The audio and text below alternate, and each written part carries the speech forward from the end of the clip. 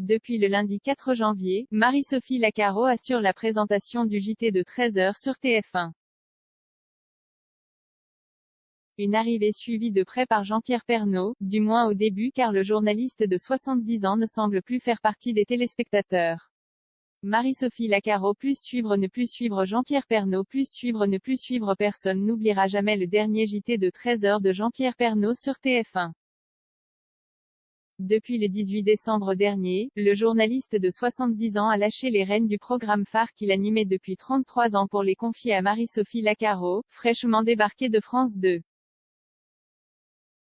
Présente pour la dernière émission du mari de Nathalie Marquet, la nouvelle recrue de la Une a fait des premiers pas timides, selon l'avis des fervents supporters du JT.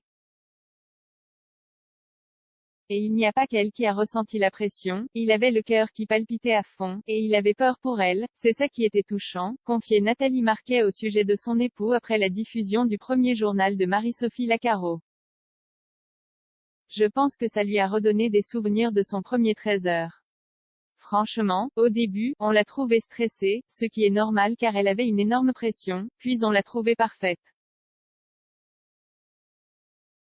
Elle était très bien, elle était dans le ton, comme Jean-Pierre. Elle était formidable, elle était pétillante. Près d'un mois après le passage de flambeau, Jean-Pierre Pernaut est-il du même avis? J'ai regardé avec plaisir la première semaine, malgré son départ du JT, Jean-Pierre Pernaut a des journées bien remplies.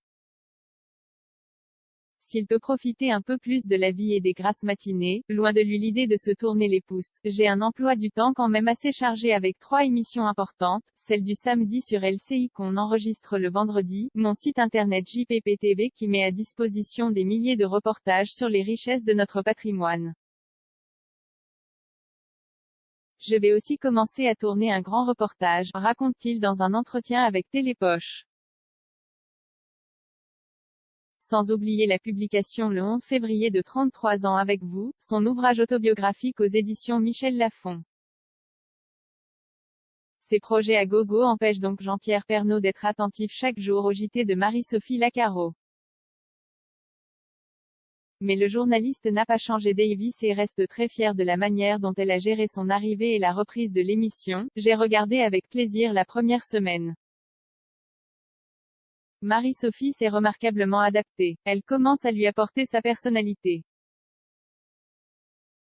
Je trouve ça formidable, raconte-t-il toujours à Télépoche. Loin des yeux peut-être, mais toujours près du cœur pour Jean-Pierre Pernaut.